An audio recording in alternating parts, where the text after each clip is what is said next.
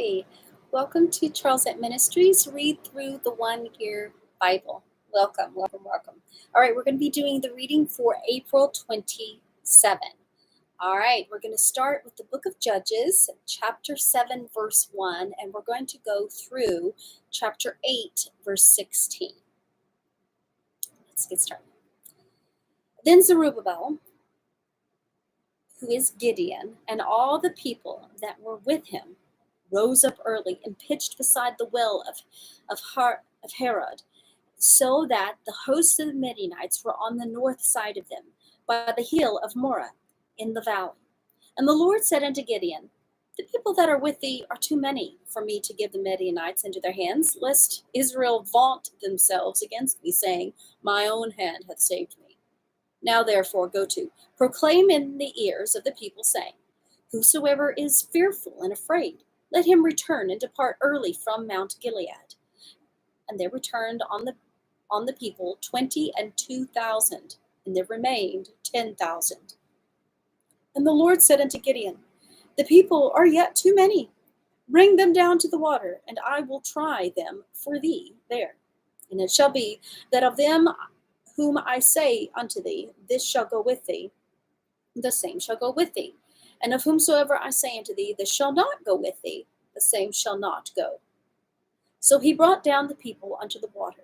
And the Lord said unto Gideon, every one that lappeth the water with his tongue, as a dog lappeth, him shalt thou sit by himself.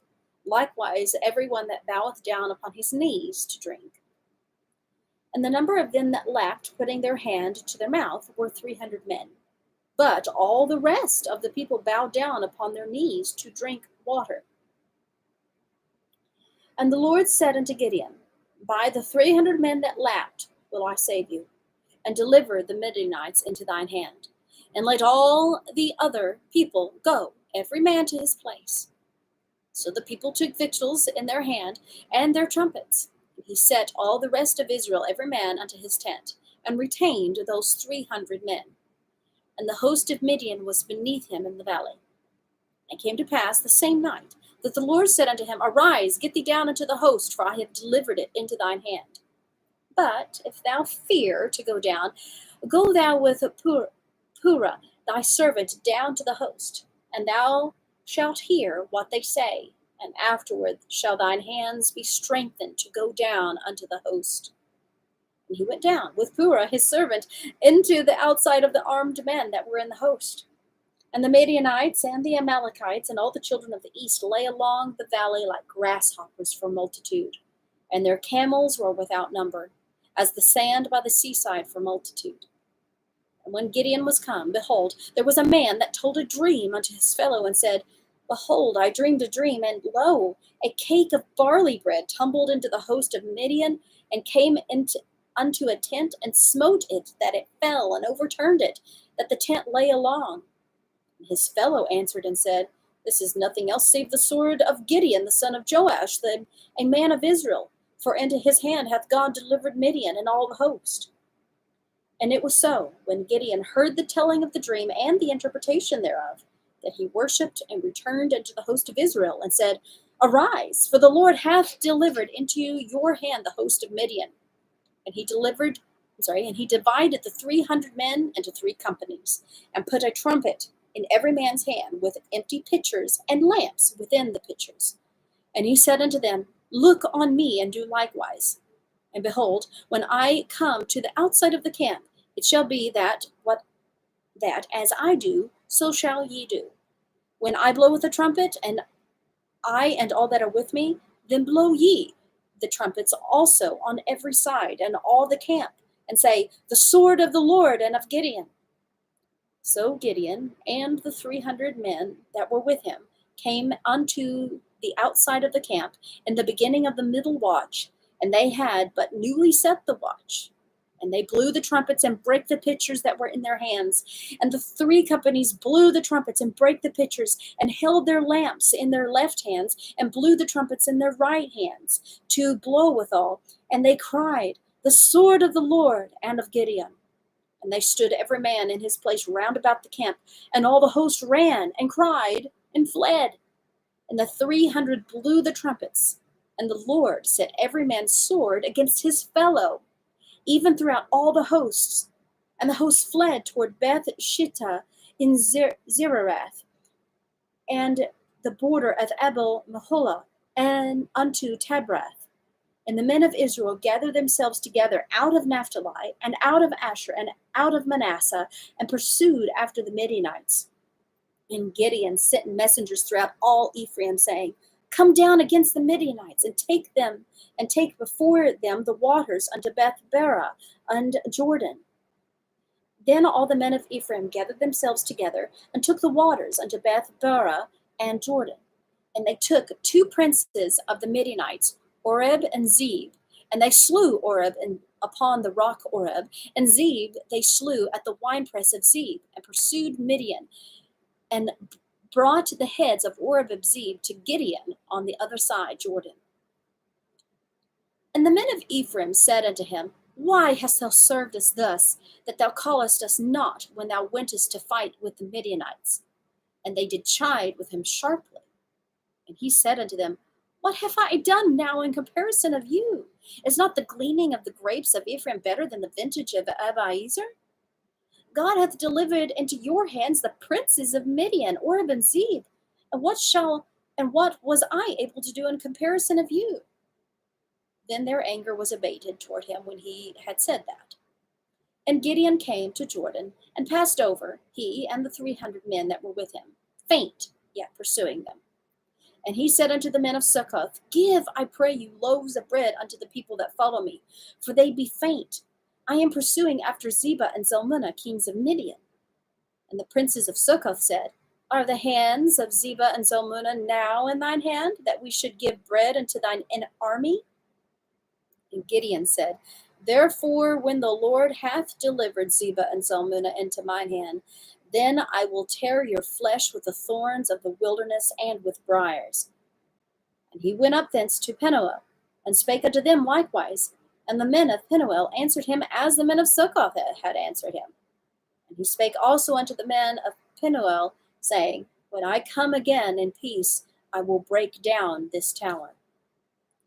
Now Zebah and Zalmunna were in Karkor, and their hosts with them, about 15,000 men, all that were left of all the hosts of the children of the east, for there fell 120,000 men that drew sword. And Gideon went up by the way of them that dwelt in tents on the east of Nobath and Jogbehah, and smote the host, for the host was secure. And when Zebah and Zalmunna fled, he pursued after them, and took the 2 kings of Midian, Zebah and Zalmunna, and discomfited all the host. And Gideon the son of Joash was returned from battle before the sun was up, and caught a young man of the men of Succoth, and inquired of him. And he described unto him the princes of Succoth, and the elders thereof, even 70 men. And he said unto the men of Succoth, and said, Behold, Zebah and Zalmunna, with whom ye did upbraid me, saying, Are the hands of Zebah and Zalmunna now in thy hand, that we should give bread unto thy men that are weary? And he took the elders of the city, and thorns of the wilderness and briars, and with them he taught the men of Succoth. Now let's go to the book of Luke, chapter 23, verses 11 through 43. And Herod and his men of war set him at naught, and mocked him, and arrayed him in a gorgeous robe, and sent him again to Pilate. And the same day Pilate and Herod were made friends together, for before they were at enmity between themselves. And Pilate, when he had called together the chief priests and the rulers and the people, said unto them, Ye have brought this man unto me as one that perverteth the people, and behold, I, having examined him before you, have found no fault in this man touching those things whereof ye accuse him. No, nor yet Herod, for I sent you to him, and lo, nothing worthy of death is done unto him. I will therefore chastise him and release him. For of a necessity he must release one unto them at the feast. And they cried out all at once, saying, Away with this man, release unto us Barabbas, who of a certainty sedition made. For who for a certain sedition made in the city and for murder had been was cast into prison. Pilate therefore, willing to release Jesus, spake again unto them. They cried, saying, Crucify him, crucify him. And he said unto them the third time, Why? What evil hath he done? I have found no cause of death in him. I will therefore chastise him and let him go. And they were instant with loud voices requiring that he might be crucified. And the voices of them and of the chief priests prevailed. And Pilate gave sentence that it should be as they required. And he released unto them him that for sedition and murder was cast into prison, whom they had desired. But he delivered Jesus to their will. And as they led him away, they laid hold on one Simon a Cyrenian, coming out of the country, and on him they laid the cross, that he might bear it after Jesus. And there followed him a great company of people and of women, which also bewailed and lamented him. But Jesus, turning unto them, said, Daughters of Jerusalem, weep not for me, but weep for yourselves and for your children. For, behold, the days are coming, in the which they shall say, Blessed are the barren, and the wombs that never bare, and the paps which never gave suck. Then shall they begin to say to the mountains, Fall on us, and to the hills, cover us. For if they do these things in a green tree, what shall be done in a dry? And there were also two other malefactors led with him to be put to death. And when they were come to the place which is called Calvary, there they crucified him, and the malefactors, one on the right hand, and the other on the left. Then said Jesus, Father, forgive them, for they know not what they do. And they parted his raiment and cast lots. And the people stood beholding, and the rulers also with them derided him, saying, He saved others, let him save himself, if he be the Christ, the chosen of God. And the soldiers also mocked him, coming to him and offering him vinegar, and saying, If thou be the king of the Jews, save thyself. And a superscription also was written over him in letters of Greek and Latin and Hebrew. This is the King of the Jews. And one of the malefactors which were hanged railed on him, saying, If thou be Christ, save thyself and us. But the other answering rebuked him, saying, Dost not thou fear God, seeing thou art in the same condemnation? And we indeed justly, for we receive the due reward of our deeds. But this man hath done nothing amiss. And he said unto Jesus, Lord, remember me when thou comest into thy kingdom. And Jesus said unto him, Verily I say unto thee, today shalt thou be with me in paradise. All right, let's go to the book of Psalm, chapter 97, verse 1. And we're going to read through 98, verse 9.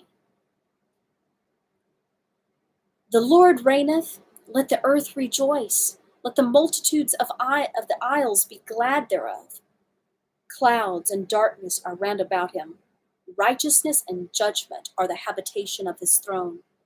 A fire goeth before him, and burneth up his enemies round about. His lightnings enlighteneth the world. The earth saw and trembled.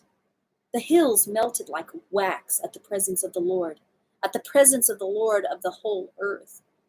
The heavens declare his righteousness, and all the people see his glory. Confounded be all they that serve graven images, that boast themselves of idols. Worship him, all ye gods. Zion heard and was glad, and the daughters of Judah rejoiced because of thy judgments, O Lord. For thou, Lord, art high above all the earth. Thou art exalted far above all gods. Ye that love the Lord hate evil. He preserveth the souls of his saints. He delivereth them out of the hand of the wicked. Light is sown for the righteous, and gladness for the upright in heart. Rejoice in the Lord, ye righteous, and give thanks at the remembrance of his holiness. O sing unto the Lord a new song, for he hath done marvelous things. His right hand and his holy arm hath gotten him the victory. The Lord hath made known his salvation. His righteousness hath he openly showed in the sight of the heathen. He hath remembered his mercy and his truth toward the house of Israel. All the ends of the earth have seen the salvation of God. Make a joyful noise unto the Lord, all the earth. Make a loud noise, and rejoice and sing praise. Sing unto the Lord with the harp and the voice of a psalm, with trumpets and sound of cornets. Make a joyful noise before the Lord, the King. Let the sea roar and the fullness thereof, the world and they that dwell therein. Let the floods clap their hands, let the hills be joyful together before the Lord, for he cometh to judge the earth. With righteousness shall he judge the world, and the people with equity. All right, let's finish up with Proverbs chapter 14, verses 7 and 8. Go from the presence of a foolish man, when thou perceivest not in him the lips of knowledge. The wisdom of the prudent is to understand his way, but the folly of fools is deceit. All right, thank you so much for joining me today. See you guys next time.